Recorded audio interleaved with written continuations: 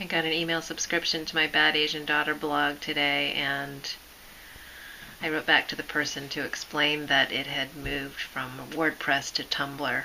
I still have the old WordPress blog with about 2 posts on it where I first started, and I had no idea who this person was. And I got an email back from her explaining that she read one of the articles called Dime a Dozen, and it referred to both my parents and someone who worked with my dad at Abbott Labs pharmaceutical company, and it mentions him by name. And when I wrote that article, I remember it being one of the first times that I had really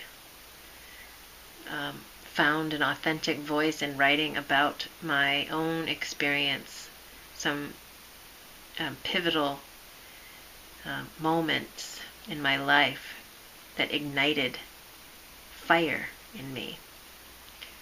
And that was one of them. And I remember being slightly, maybe having some vengeful feelings as I wrote it, and a feeling of liberation to be able to name people and tell the truth. And I remember drawing strength from reading Martha Beck's book about leaving the Mormon Church,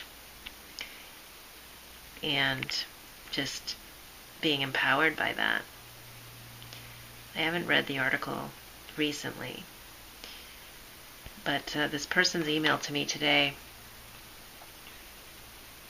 is sort of interesting because she knows my parents and the person I mentioned in the article, and was actually a high school student of my grandmother in Taiwan. And she talks about hearing about us when my grandmother told her class about her daughter being in the United States, and that this woman was reunited with my grandmother, her teacher, years later in Libertyville. So I'm not sure if she ended up moving to Libertyville, it sounds like. I never met her, I don't think, the woman who wrote me the email. But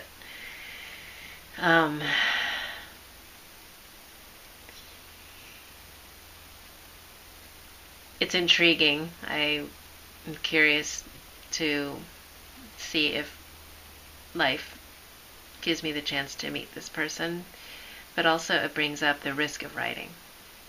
That when you write or you speak, you create some form, whether it's a sound form or written word form on a page or a blog form. It's a form that exists to be seen. And that's the risk we must be willing to take when we speak. And we have no idea how that's going to be received by the infinite number of perspectives that are out there. And when we release it into the world, it can literally be seen by anyone who happens upon it. And that is scary to the ego, to think about whose hands it could possibly get in and whose reactions it could meet. And also, on the flip side of that, it enables connections to be made, people to find each other across generations and life experiences, and so, as with any act of love, there is great risk, and we accept and learn from every action, every experience, and just behold and keep risking.